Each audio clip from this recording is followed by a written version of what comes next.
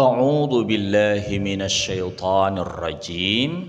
Bismillahirrahmanirrahim. Assalamualaikum warahmatullahi wabarakatuh.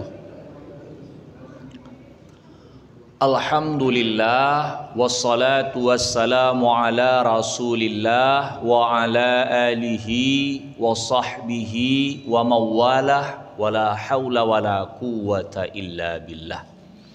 Allahumma rzuqna fahman nabiyyin wa hifzal mursalin wa ilhamal malaikatil muqarrabin wa akhrijna min zulumatil jahli wa akrimna binuril fahmi waftah lana abwaaba fadlik wansur alaina hikmataka ya arhamar rahimin.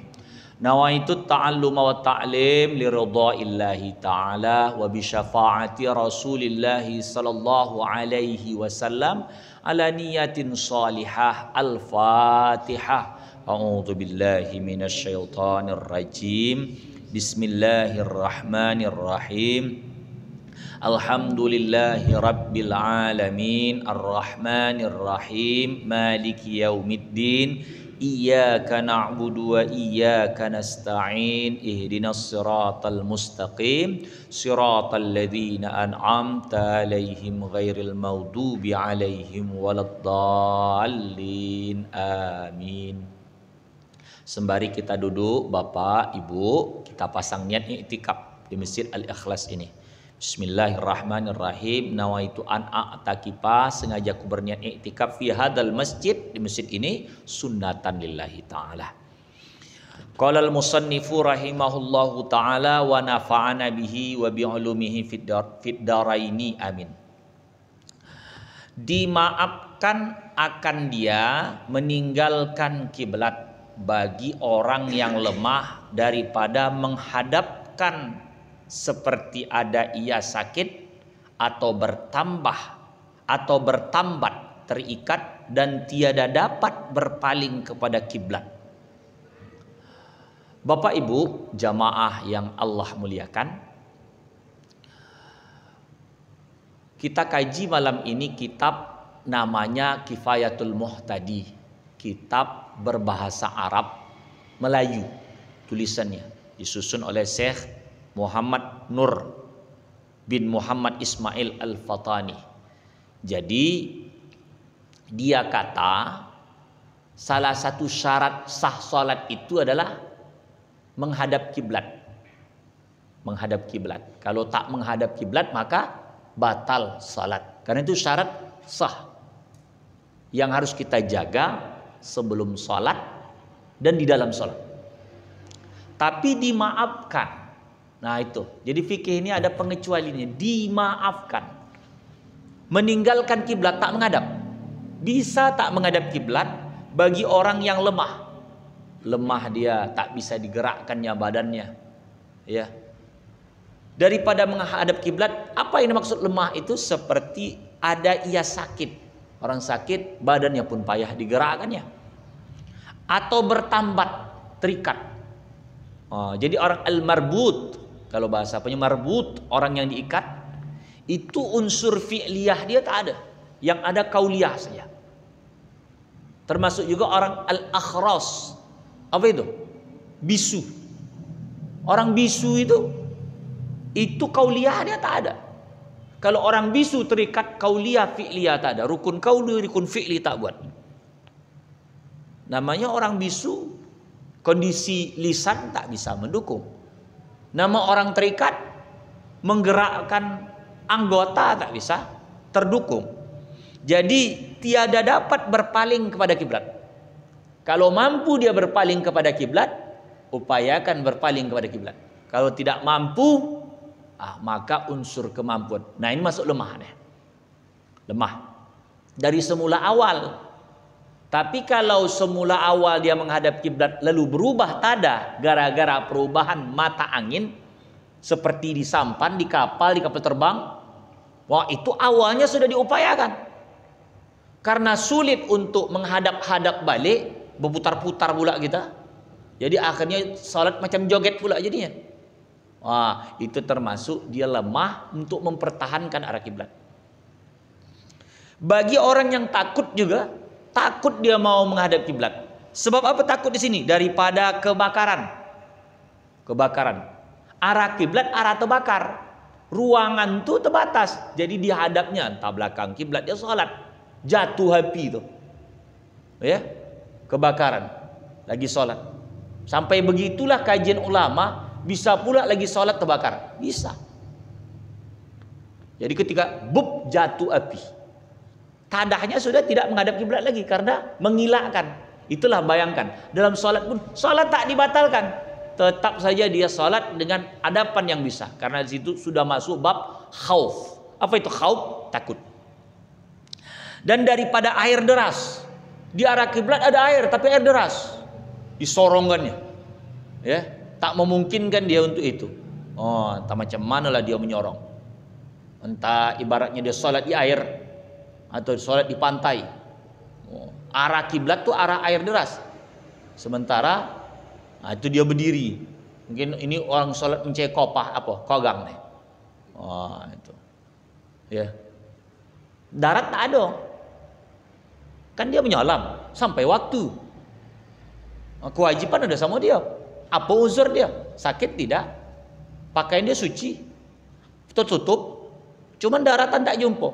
Sholatlah dia di pijaan di dekat kogang tadi. Seperti itu. Udah itu lagi. Dan harimau. Harimau itu kalau makin dipandang, makin ditantang, makin diterkamnya gitu. Pas pula harimau itu di arah kiblat. Jadi kalau mereng, entah dia ikut seperti masuk tentara, kan pakaian dia itu kan mirip kayak apa namanya itu, hutan, agak hijau, coklat. Jadi kalau nanti matonya menantang arah harimau ini tadi, secara hukum akal itu terkam harimau. Jadi bantai dia mereng ke tidak arah kiblat, atau sekeliling, cuman arah yang berlawanan kiblat itu saja yang tak nampak harimau. Begitu. Itulah sifat hewan itu ya. Hampir sama juga dengan unsur naluri gitu ya. Manusia kan kalau di dalam kitab mantik itu kan disebut hayawanun natiq, hewan yang bisa natik, bisa bicara, bisa bertutur. Ya, al insanu kal hayawanin natiqi, seperti hewan yang bertutur, bisa bercakap, bisa mengekspresikan. Coba orang awak tak kenal, ya kan? Pandangan dia serius sama kita. Kecuali kalau orang tuh memperhatikan, mungkin memperhatikan yang elok gitu kan. Tapi ada orang kita tak kenal, serius sekali mandang gitu kan, sakit kita. Sakit. Hati kita tuh menengok perbuatan dia memandang tuh sakit. Begitu juga hewan itu, karena dia unsur gemuruhnya. Makin dipandang dia makin hebat. Wah, saya ada dalam satu kesempatan, saya itu khawatir juga dengan wulughul kalbi, jilatan anjing. Maaf Pak ya, jadi di Menunggal itu ada orang muslim lah agama dia. Kalau perkara dia mengerjakan sholat tak mengerjakan, itu urusan dia ya. Karena kita negara yang tak bisa kita tegakkan aturan itu. Kalau dalam aturan Islam, orang-orang yang tak sholat itu, dia ditanya itu. Ditanya, apa sebab kau tak sholat? Oh, ditakzir dia, dihukum dia. Bahkan kalau dia menentang, dipenggal kepalanya. Begitulah wajibnya sholat. Kenapa kita ini tambah akhir, tambah sulit untuk sholat? Tak ada kekuatan kepastian hukum untuk orang yang meninggalkan sholat. Itu hanya berlaku di akhirat saja. Coba kalau di dunia nih, kau Islam, tengok KTP Islam, kenapa kau tak sholat? Malas. Kau didenda, kau dipenjara kau nih, kau wajib sholat kau. Kalau dikatakannya, untuk apa sholat? Sholat tidak juga kayu. Itu betul cakap kau nih, betul. Bawa dia ke mahkamah, ke pengadilan, tukang eksekutor jagal, tukang apa namanya, eksekusi itulah, apa nama istilahnya itu. Jadi dipenggal kepalanya atau digantung sebagai pengajaran bagi yang lain. Karena sholat itu adalah imat tiang. Ini makin akhir ini dibuatlah satu peraturan yang melemahkan. Melemahkan. Negara tidak turut campur tentang itu. Ya. Makanya dulu kalau tujuh kata dalam Piagam Jakarta itu masuk, kokoh kita. Memang dibuat lemah. Tujuh kata dalam Piagam Jakarta. Jadi susunan Pancasila itu terambil dari Piagam Jakarta. Ya. Ada di sila pertama itu, silakan Bapak, Ibu browsing YouTube kah, Facebook kah, internet, itu akan Piagam Jakarta. Ketuhanan yang Maha Esa dan kebebasan kepada umat Islam inilah ya untuk melaksanakan syariat-syariatnya. Jadi syariat kita untuk mengeksekusi orang-orang begitu tak ada. Dibuat satu aturan melemahkan. Jangankan sekarang begitu. Jangan cerita itu. Negara ini saja sudah ada transaksional. Transaksional itu ukuran transaksi. Itu maaf. Saya bersangka baik dengan anggota dewan yang kita kenal. Ada anggota dewan transaksional sanggup bayar berapa? Tokok palu buat peraturan itu. Sehingga urusan dia mudah. Tambah lama tambah lemah kekuatan hukum di Indonesia. Sebab apa? Undang-undang diperjualbelikan. Berapa? 5M sanggup tokok palu. Sehingga dia tidak terjebak atau dia mampu untuk mendapatkan keuntungan lewat undang-undang yang ditokok palu tadi. Karena transaksional. Tidak ada lagi rasa itu anggota-anggota dewan yang tidak baik itu. Kalau yang baik insya Allah. Tidak ada rasa bahwasanya pemilih dia itu lagi menitipkan harapan kepada dia. Tak ada. Nafsu dia saja yang pakai. Dia tidak tahu dia dipilih itu untuk menitipkan harapan. Yang penting aku udah keluar duit. Aku sudah berupaya. Ini kulakukan untuk kesenanganku. Tak peduli dia itu. Itulah yang terjadi. Makanya akhirnya tambah lama hukum itu tambah lemah. Jikalau ini terus berkelanjutan, entah-entahkan Indonesia ini bisa terjual dengan undang-undang itu. Ada undang-undangnya. Migas diizinkan luar ambil. Awak punya minyak bumi dan gas tak bisa. Hutan pihak luar ambil, luar negeri. Asing dan aseng, itu istilahnya tuh. Asing dan aseng. Awak orang kampung tak bisa. Jadi jongos orang tuh oke. Mengolah tak bisa. Ini tanah di Batubara nih, tanggung berapa banyak luasnya? Dipegang oleh orang sendiri. Hukumnya pakai apa? Istilahnya HGU, hak guna usaha, 25 tahun. Iya Pak Ji, 25 tahun masih ya. Entah ada perubahan. HGU Pak Salim. 25 tahun itu 5 kali menjabat itu kalau seandainya dengan orang-orang apa. Entah pun dia udah meninggal. Begitulah. PT ini, PT ini, PT ono, PT ono, PT ini, PT ini. Tanah itu bukan tanah dia, tapi HGU. Hingga akhirnya masyarakat sendiri pun mendapatkan tanah payah. Tempo hari ada agak apalah sedikit ya. Ini cerita bincang-bincang kawan-kawan di warung kopi, kawan-kawan lah. Batubara nih berapa total penduduknya? Ada 1 juta? Ada 2 juta? Katakan begitu. Saya tak tahu pasti Pak ya. Berapa luas bidang tanahnya ini? Coba kalau satu orang dikasih 1 hektar, suruh olah sendiri. Wah, kaya raya. Satu orang 1 hektar, kau 1 hektar, 1 hektar, 1 hektar, 1 hektar. Tak kasih semua orang tuh, buat usaha sendiri. Dibina lah. Kalau yang bab rajin pula untuk dikasih kontrak. Berapa tahun kau hidupkan lahannya, tanah itu milik kau. Itu jadinya. Tapi itu cerita. Kita kan tak tahu kebijakan hukum. Yang penting rasanya begini, kok hukum nih tambah lama tambah sulit. Saya mau menceritakan bab fikih. Kenapa sholat ini Pak, maksudnya saya mau menghubungkan kenapa sholat tindakannya tuh tak ada gitu. Bahkan awak hendak menertibkan anak awak sendiri pun bisa kono undang-undang kekerasan rumah tangga. Ya. Fikih mengatakan muru auladakum. Jelas tuh. Muru, kau disuruh. Kita wali auladakum, anak-anak kau. Salat itu muru auladakum bis salati, salat. Salat udah jelas 5 waktu. Sunat itu sunat yang wajib. Muru auladakum bis salat. Iza balagha sab'a sinin. 7 tahun suruh salat. Wadribuhum, pukul. Kalau udah bahasa pukul itu bukan colek, Pak, bukan dielus-elus. Wadribuhum, pukul betul. Iza balagha asyra sinin. Ya. Iza balagha asyra sinin. Asal udah sampai 10 tahun pukul, Pak. Datang sekarang terjemahkan lah, pukul itu maksudnya mentalnya dipukul, tak usah kasih jajan. Tak usah kasih makan. Iyo. Tak kasih jajan nanti duit awak dicuri. Jadi maksudnya tentang begitulah. Maka akhir zaman nanti ini kita tengok pengurangan untuk ibadah susah. Akan datang yang beribadah itu jadi suatu kejahatan. Bisa begitu.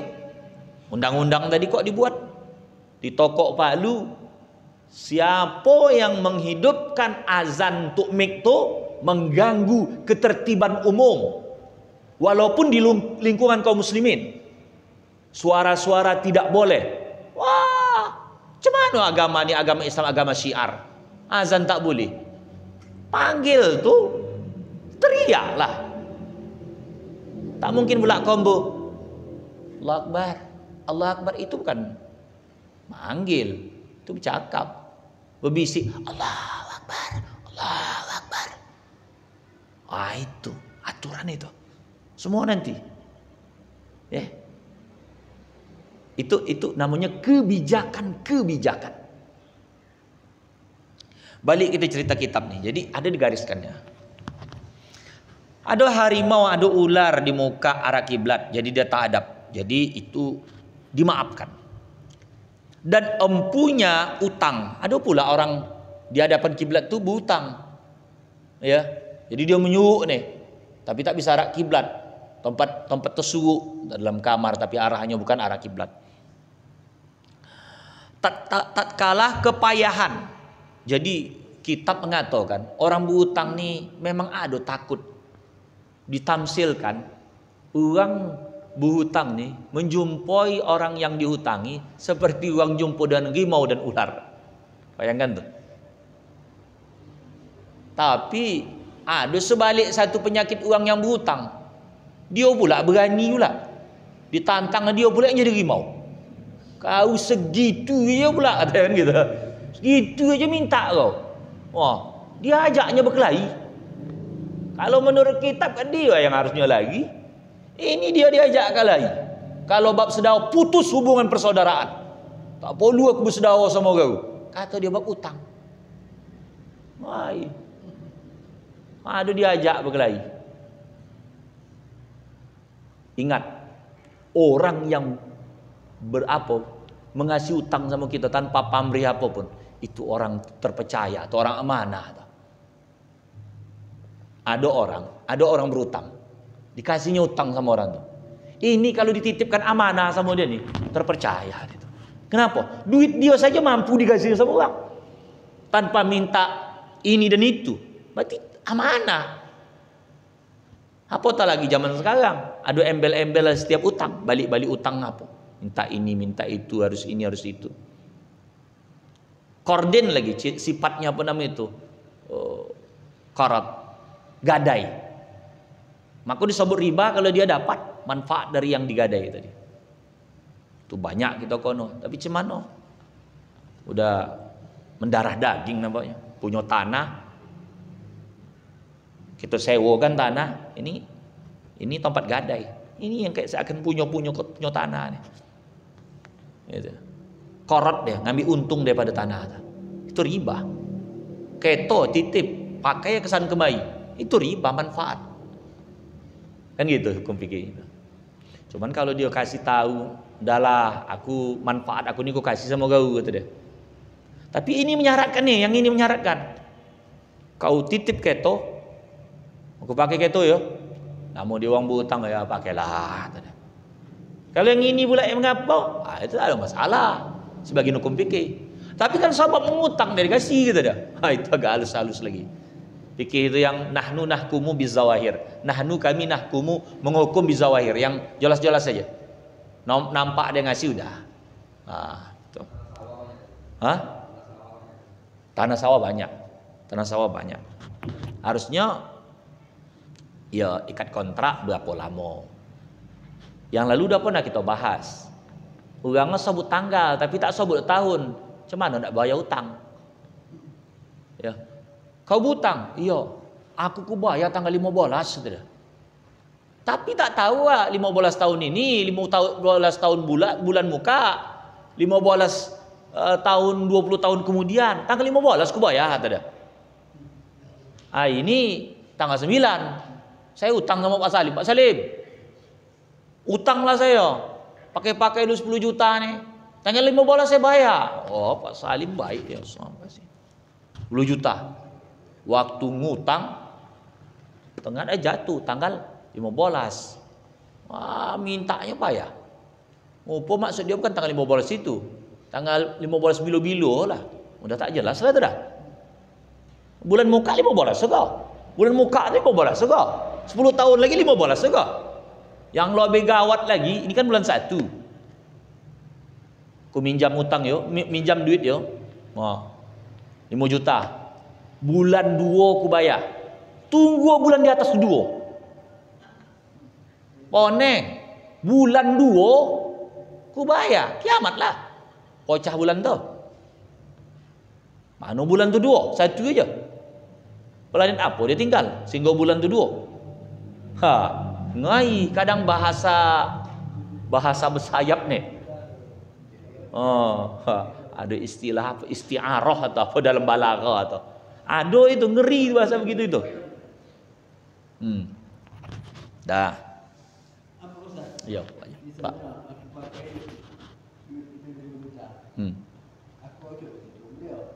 Apa Pak Salim ocok?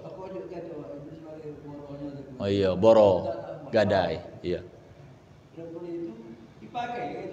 Iya. Enggak boleh. Enggak boleh. Enggak boleh. Kullu qardin jara manfaatan, itu tak salah saya gitu. Kullu qardin jara manfaatan fahuwa riba. Fahuwa riban gitu ya. Kullu qardin setiap korot gadaian boroh jara manfaatan, ada manfaat pada itu. Ya. Bukan ngutang ya. Gadai. Apa? Makanya sebetulnya untuk berselepas tu minta maaf aku pakai keto kau, atau sebelumnya yang ngasih kau pakai aja lah. Berarti kan ini hak manfaat itu kan manfaat dia, terserah dia. Kau pakai aja lah. Kata yang punya keto boleh. Kau pakai aja lah. Tapi jangan pula langsung kita pada majelis itu langsung kita sebut begini. Ini duit, itu dia. Pakai keto kau ya, sampai kau minjam duit aku. Ini gadainya kan? Kan gitu. Tak boleh. Berarti majelis saat itu dah disyaratkannya untuk itu. Wah, itu ada karatnya, ada manfaatnya. Jangan. Iya, itu kan dipegang aja, tak boleh diusik, rusak kan tak boleh. Dulu orang apa TV, hidup TV di rumah. Bisa dia nonton. Itu manfaat juga tuh, karena manfaat TV memang dia tengok. Itu. Tapi kalau kata dia begini, kalau kau tak hidupkan keto ni, tak kau bawa-bawa, rusak keto ni, tak berjalan alat-alat atau TV ni, kata yang punya barang, kalau tak kau hidupkan ni TV ni, maka komponen-komponennya lama-lama akan rusak. Masuk lipas. Jadi niat dia itu adalah dalam rangka untuk menjaga. Tak mengapa. Udah dikasih tahu buat yang punya barang. Kalau kau kata yang korat ni tadi, menggadai, memboro ni tadi, apa nama ni ladang, kalau tak kau tanam, tak kau kelola, aku ni pergi ni. Ini sama ni. Tak ada manfaat, udah kau ambil. Kata yang punya, boleh. Boleh. Tapi kalau yang kasih duit itu sudah menggariskan di awal, ini duit, ladang kau aku yang olah. Itu dia sudah minta manfaat, tak boleh riba dia lah tu. Tak ada dapat pahala lagi jelas uang begitu tu. Tujuan dia mengasih utangan uang itu untuk apa? Kan mencari redha Allah.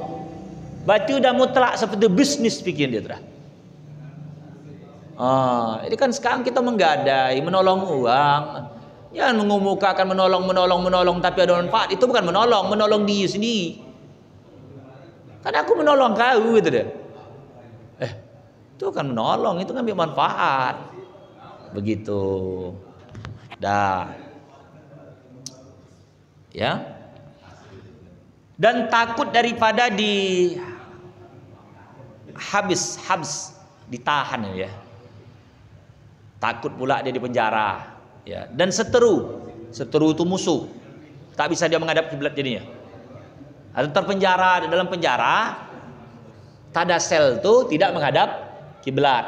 Sel kerangkeng tak menghadap kiblat. Tatkala berdampak dua perang yang harus, artinya yang wajib, seperti perangnya muslimin bagi orang kafir dan perang orang ahlul adil bagi orang bugot, penantang, uang yang botol di jalan kepemimpinan dan orang yang menentang kepemimpinan. Ini maksudnya tentang Islam ya. Saya tidak cerita tentang pemimpin di luar itu. Kadang-kala kan yang lalu sudah pernah kita bahas, menggunakan dalil syar'i untuk memuaskan nafsu birahi sahwat dunia dia. Diguno cainya hadis, cainya Quran untuk memenuhi nafsu sahwat birahi ke dunia dia. Ya, cainya dalil, cainya ini untuk membenarkan perbuatan dia. Gitu. Botol garisan itu. Tapi kalau semata-mata mencari dalil, dia mengambil dalil-dalil yang goma-goma ada, yang tak goma ada, dibuang-buang, berarti ini kan nafsu sahwat yang berdalil sini. Macam contoh tentang masalah hukum talak 3 jatuh 3, itu dalam mazhab Syafi'i dan mazhab Mu'tabarah, 4 mazhab. Orang yang mempertahankan talak 3 dalam satu majlis jatuh 1, itu dalam kitab Buqiyatul Mustarsidin hukumnya fasik dia. Andai kata dia jadi jadi wali untuk menikahkan tak sah. Ya. Kalau berimam sama orang fasik ini tadi, orang fasik, pilihlah masalah adab ini, akhlak dengan imam yang adil, yang tak mengojon hal fasik. Jadi dalam fikih Syafi'i, jadi tentang masalah itu kan hadis Rasulullah ngatain 3 jatuh 1. Abu Bakar, Umar yang meletakkan 3 jatuh 3 tuh. Umar tuh didikan Rasul juga, uang murid Rasul, sahabat Rasul kok. Uang tuh pertimbangan dekat dengan wahyu lebih jelas. Kita ni jauh. Kadang-kala mencari dalil itu yang sadap selewa dia, bukan guru tempatan dia, tapi guru nafsu dia. Guru nafsu dia. Jadi kadang-kala uang tuh ibaratnya, ini kan guru tempatan, belajar taklim apa semua. Walaupun sudah ditakut-takuti, kadang kan saya dalam khutbah, dalam ceramah, uang beramal tanpa dasar ilmu, amalan tertolak, tak diterima. Walaupun salat, belajar ni di atas wajib, pekau di atas wajib. Belajar agama ni wajib di atas wajib. Hendak salat pun wajib belajar. Hendak beramal wajib belajar. Makanya malam tadi bawa balik jam 11 dari di Medan, bang cai motor apa. Semalam saya sempat belajar di Tembung, Benteng Hilir, tempat Tuan Guru Abdul Halim. Pas lagi azan maghrib azan Zuhur gitu kan. Anten janji jam 11 tapi dia lat, kami tunggulah. Ketika datang masuk 80 atau 90 mau Tuan Guru Abdul Halim Tembung. Dia termasuk daripada belajar dengan ulama-ulama Kesultanan Delhi. Tua tu. Wah, jadi suaranya pun enggak kedongan. Kalau pakai mic bawa kedongan. Jadi ketika azan gitu kan, karena ada hadis tentang nidaul muazin, itu panggilan tukang azan itu kan. Apabila mendonganya itu sama itu ya. Diam itu supaya memberikan jedah orang lain bisa mendongah. Kata dia itu pekau wajib belajar nih. Jadi waktu azan zuhur tetap lanjut. Santai, tetap lanjut. makan lagi gitu. Bukan dia tak ada kitab, dia memang spesialis mengajarkan kitab kuning tapi bahasa Arab Melayu. Wah, jadi saya tengok dengan waraknya. Tapi satu kelebihan itu, memang Allah lebihkan, mungkin ada tim dia ya. Dia ngaji di rumah dia. Rumah dia ada satu tempat disediakan. Dia karena udah tua, dia macam upo tilam lah gitu. Bersandar aja lah dan baca. Ada murid di bawah nih, tolong baca, tak nampak kali mata. Cuman dia menjabarkan. Dikasihlah tirai ubo ini, ditaik nih bagi dua, sebelah sini perempuan, sebelah sini laki-laki. Bisa nengok, dia tuh bola sini lah, dia nengok laki-laki perempuan. Habis mengaji, makan siang. Tempat dia tuh. Mak, beginilah. Saya waktu menengok begitu, mak, begini idealnya taklim nih, eloknya begini nih gitu ya. Bagus loh. Habis mengaji makan. Ustadz tuh fasilitas pula. Mungkin ada yang udah menyokong-nyokong dia kan gitu. Itu udah setiap apa, memang luar biasa. Ngadu donatur lah. Makan siang. Iya, dia tahu jam bahas. Iya. Ada donatur, entah ada orang kami siap Tuan Guru, karena dia tahu sedekah kepada orang yang taat kepada Allah mengalahkan sedekah manapun kalau kita main libas-libas yang tak menentu. Yang ini kan uang dalam rangka amal soleh. Maka ada ditanya, sedekah pilih mana? Yang taat sama tak taat? Yang taat, untuk menolong dia untuk beribadah kepada Allah. Dan makanan yang tumbuh itu dia berzikir, berdoa. Maka itu semangat. Air putih pun luar biasa. Ya. Jadi cerita balik tentang masalah kitab ni. Tatkala berdampak perang antara orang kafir dan orang muslim, dan perang orang ahli adil dan bughat. Bughat itu yang saya katakan tentang masalah Islam sama orang yang menggunakan dalil apa tadi, ayat-ayat, dalil-dalil kadang kala untuk nafsu dia. Ini maksudnya bughat ini negara Islam ini. Indonesia kan negara kesepakatan, sepakat kita memakai undang-undang itu. Isinya kan gagam-gagam. Udah itu lagi, maka haruslah bagi segala orang yang tersebut itu salat ia sebagaimana yang dapat, sama ada menghadap kepada kiblat atau tidak. Lagi muka nih musuh. Bisa menghadap, tidak. Pokok dia tetap salat. Dan sama ada berjalan atau berkendaraan. Jadi dalam salat begitu yang wajib bisa berjalan, bisa berkendaraan. Dan sama ada salat itu fardu atau sunat. Ini cerita tak menghadap kiblat tadi. Dan demikian lagi dimaafkan meninggalkan kiblat bagi orang yang salat sunat di dalam safar, pergi ke Medan, di atas motor, di atas kereta atau jalan kaki, dia hendak salat. Yang harus lagi ia menuju akan tempat yang tertentu, yang sudah ditentukan. Dan jika hampir tempat itu sekalipun, walaupun sudah dekat, sekira-kira tiada mendengar pada tempat itu orang yang di kampung, maka harus baginya salat sunat padahal ia berkendaraan dan jalan kaki. Ini selagi dia perjalanannya itu belum sampai kampung dia, ada ke tempat menuju itu, dan ukuran marhalatain, ya kalau kita cerita dalam 81 kilo paling minimnya itu, ada yang buat 90 kilo, ada 120 kilo dari sini ke Medan lah. Di motor tuh kalau sudah sampai jarak safar bisa salat sunat di motor walau tak menghadap kiblat. Uang yang rajin salat lah pula. Jadi kan dia biasa qabliyah ba'diyah, masuk masjid salat dia zuhur, ya kan? Zuhur dia motor kan, udahlah salat sunat ba'diyah lah aku di motor, boleh wala tidak menghadap kiblat. Jadi rukuk sujudnya macam mana? Rukuk sujudnya isyarat mana yang lebih rendah, sujud apa rukuk? Sujud. Kalau sujud lebih agak ke bawah nih, rukuk agak begini sedikit. Rukuk isyarat, bisa isyarat tangan, bisa isyarat kepala. Nah itu, tapi di sini dikatakan kepala. Udah itu lagi, maka hendaklah dihadapkan berjalan ia itu kepada pihak seterunya musuh tadi, awalnya ke situ. Hadap situ dulu. Pada sembahyang orang yang takut daripada musuh, dan pada jalan yang ia hendak pergi, pada salat sunat di dalam safar, maka orang yang musafir itu tiada sunyi daripada jalan kaki atau berkendaraan. Sehingga kalau salat sunat itu tadi yang untuk yang musuh tadi yang fardu atau yang sunat. Tapi kalau hendak berjalan itu sunat saja. Awalnya hadapkan kiblat. Habis itu salah anak mutar dia. Di atas kereta nih, dia pergi ke Medan. Ukuran ibaratnya dia di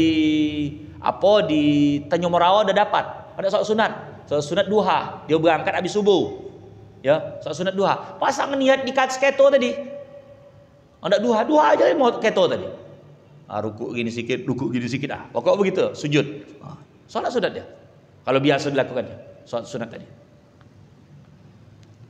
Udah itu lagi kita lanjut kaji itu tentang masalah menghadap kiblat ya. Udah itu lagi di sini faslun, ini suatu pasal pada menyatakan sesuatu yang membatalkan salat itu. Sudah apa? Ini berapa lama lagi kita nih? Dan nak masuk 10 menit lagi. Kita masuk sedikit kajian ya. Dan yang membatalkan salat itu sama ada salat yang wajib atau sunat, berkata-kata dengan sengaja serta mengetahui akan haramnya.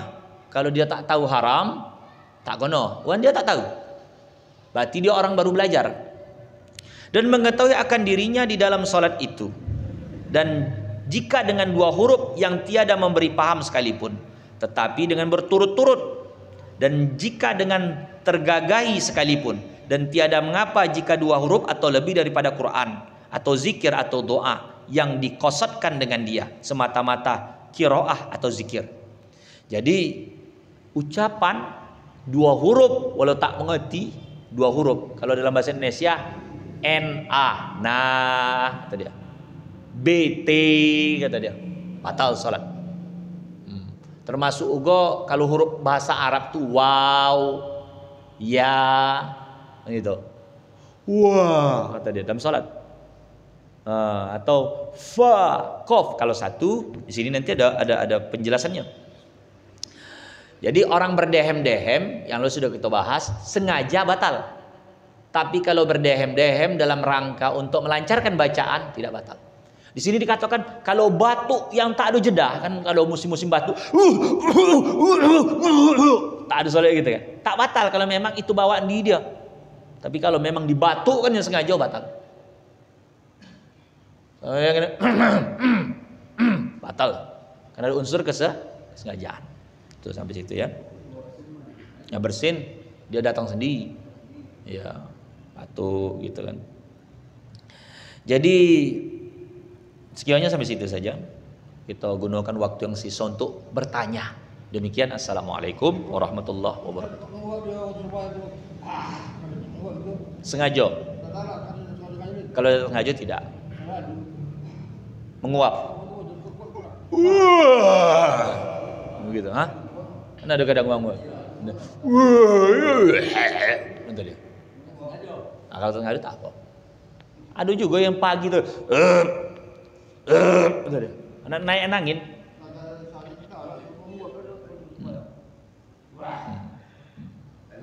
Kalau sengaja batal.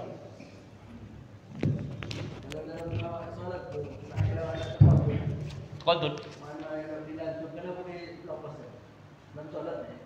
Kontut.